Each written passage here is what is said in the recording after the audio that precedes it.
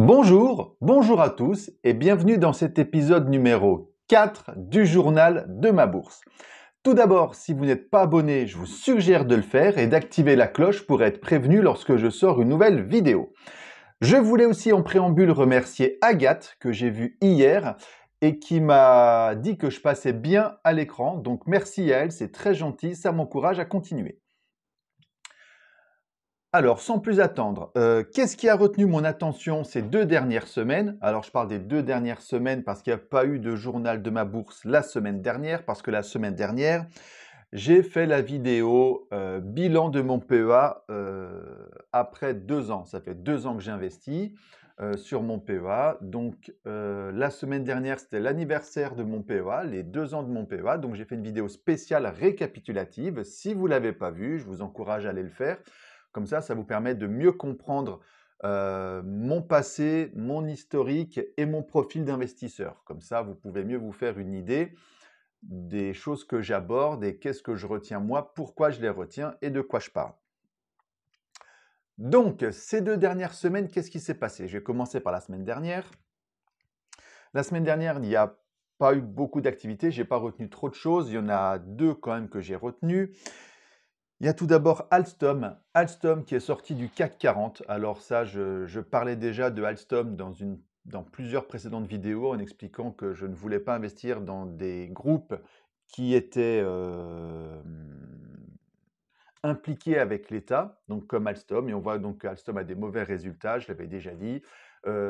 Et donc, conséquence, eh bien, Alstom sort du CAC 40. Donc voilà, sanction par rapport aux mauvais résultats du groupe.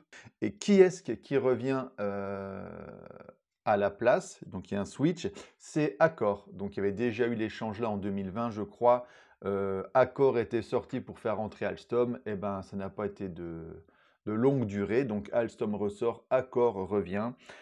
Accor a des bonnes performances. Accor, vous savez, c'est un groupe hôtelier. Alstom, n'importe quoi. Accor a des bons résultats. Pour vous donner un exemple, en octobre, Accor cotait 30 € et cote aujourd'hui 42 €. Donc c'est pour ça que la bonne santé d'Accor et les mauvaises performances d'Alstom ont fait qu'il y a un switch entre les deux. Donc Alstom est sorti, Accor est entré. Donc Accor, ça peut être une bonne option parce que comme il y a les JO qui arrivent, la reprise du tourisme et pas mal de choses, ça peut être une bonne chose peut-être de tenter d'investir sur Accor. C'est peut-être ce que je ferai, je verrai. Deuxième chose que j'ai retenue la semaine dernière, eh ben, c'est que le CAC 40 est monté à plus de 8000 points, c'était historique. Il est monté à 8000 points et il est même monté à quasiment 8200 points. Je crois qu'on a eu des pics journaliers à 8200 points, donc c'est énorme, on n'a jamais été aussi haut. Depuis cette période, ces 2 dernières semaines, on stagne entre 8150 et 8200 points. Donc ça fait à peu près 2 semaines qu'on y est. C'est une zone un petit peu de stabilité pour l'instant. Alors qu'est-ce que ça veut dire? Est-ce qu'il va y avoir une baisse du CAC 40 qui va venir pour permettre à certains de prendre des plus-values pour que donc ça stabilise un petit peu le CAC, ou est-ce que c'est juste une petite pause et ça continue à monter? On ne sait pas. Mais donc voilà, plus haut historique depuis quelque temps, c'est assez intéressant. Alors, pour la semaine qui vient de passer, là, il y a une chose importante,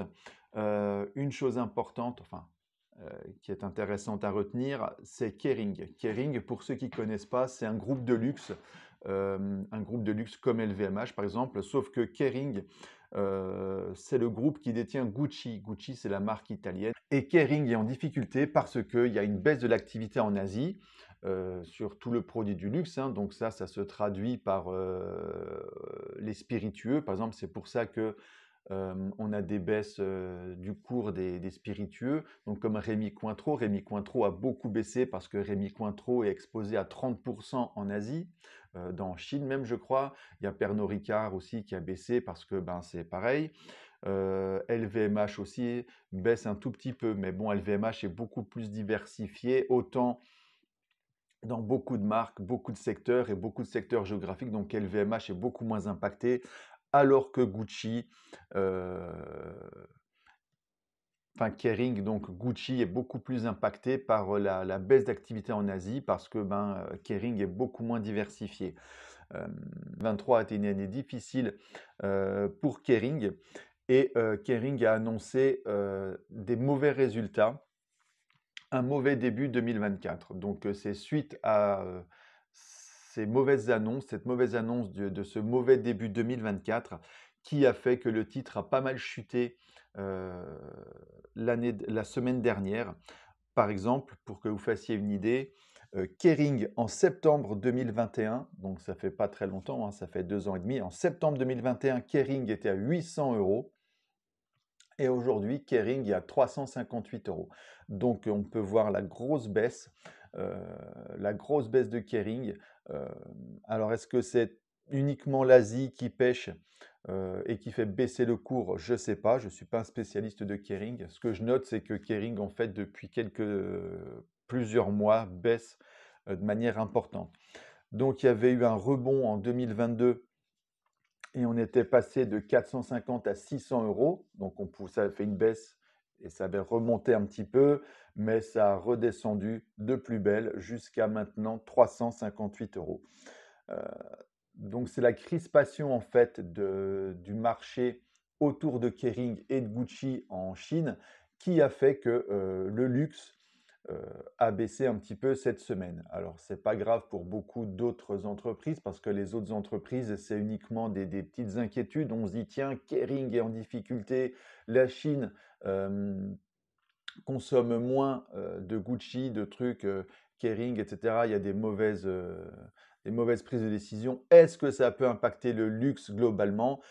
Donc, c'est des questions que se posent les investisseurs et c'est pour ça que les autres euh, actions du luxe ont baissé un peu, mais beaucoup moins fortement. Euh, alors moi, c'est une action que j'ai retenue, Kering, parce qu'en fait, je m'étais posé la question au moment où j'ai investi sur LVMH, de savoir si je devais investir sur Kering ou LVMH. Pourquoi hésiter entre les deux?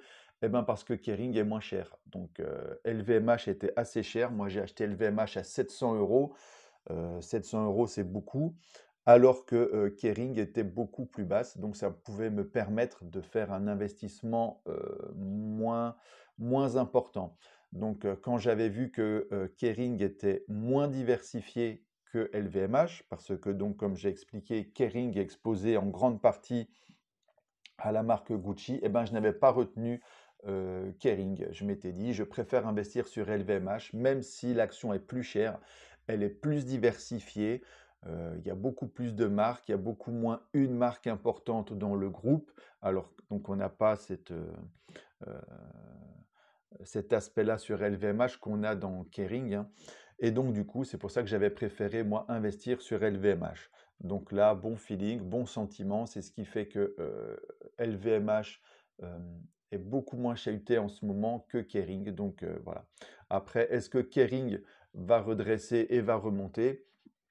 On verra, mais en tout cas, je ne vais pas me positionner moi pour l'instant sur Kering parce que je me dis que peut-être la baisse peut continuer quelque temps, peut-être pendant 2024. Donc je vais suivre ça, mais ça peut être un bon point d'entrée à venir sur Kering pour investir. Donc ça peut être très intéressant à surveiller, voir ce que ça donne, comment ça évolue. Deux autres choses pour terminer. Vous savez, j'adore Stellantis. Stellantis, c'est la moitié de mon portefeuille. Stellantis, c'est anciennement le groupe Peugeot. Donc Stellantis, c'est géré par Carlos Tavares. C'est le quatrième groupe mondial et le deuxième groupe en recettes, je crois, dividendes ou performances financières. Donc c'est un gros groupe. Ça regroupe 14 marques européennes, américaines, asiatiques. Donc c'est vraiment un très gros groupe. Et donc Stellantis a atteint encore un plus haut ces derniers temps et monté à 27 euros. 27 euros, c'est énorme. Moi, j'ai un PRU à 15,30. PRU, c'est prix de revient unitaire, donc le prix moyen de mes actions. Donc Stellantis, moi je suis à 15 euros et quelques, et là on est monté à 27 euros. Donc c'est une énorme performance, je suis très content. C'est pour ça qu'en fait mon PEA se porte très bien parce que eh ben, c'est la performance de Stellantis qui drive tout ça. Et encore, je pense qu'on est loin d'atteindre une stabilisation du cours, moi je pense que Stellantis va encore augmenter, atteindre au moins, je pense, 30 euros. Ça, c'est mon avis personnel. Au moins 30 euros. Donc, j'ai encore de la marge à venir. Donc, je suis très très content, d'autant plus que je vais bientôt avoir les dividendes qui vont tomber le mois prochain. Donc, ça va faire encore un petit billet qui va passer par là. Ça va être très sympa. En sachant que donc Stellantis offre un dividende de à peu près 1,55 €, je crois. Et moi, avec un PRU à 15,30 €, eh ben, ça me fait un dividende à 10%. Donc, sans compter la croissance du prix de l'action, euh, qui est déjà très important. Là, je dois être à 74% de plus-value.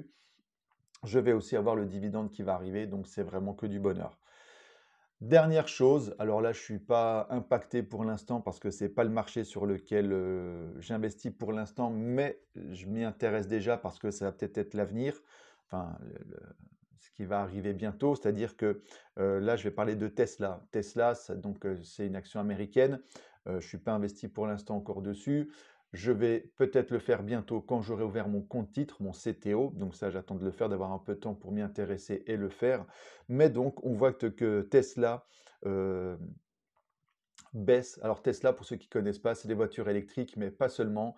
Il y a aussi d'autres choses. Il y a SpaceX et c'est le groupe de Elon Musk avec Twitter. Donc voilà, donc Tesla, c'est euh, le groupe d'un des hommes les plus riches du monde. Donc c'est intéressant à suivre parce que eh ben, Tesla, ça peut être beaucoup de choses à venir. Donc Tesla baisse depuis fin 2021. Tesla était à 400 euros à ce moment-là et là, Tesla est dans la tourmente et est tombé à 170 euros. Donc, qu'est-ce que ça veut dire?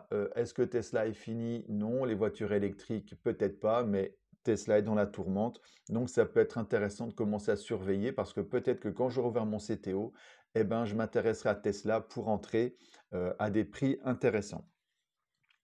Voilà, donc c'est tout pour cette semaine. Euh, J'espère que cette petite vidéo vous a plu. N'hésitez pas à commenter, liker et partager. Vous pouvez me dire en commentaire ce que vous pensez, vous, de ces actions-là ou de votre ressenti par rapport à la bourse. Si vous avez des questions, n'hésitez pas à me les poser en commentaire et j'y répondrai ou je pourrai faire une prochaine vidéo avec. Voilà, donc j'espère que tout va bien pour vous et je vous dis à très bientôt. Ciao!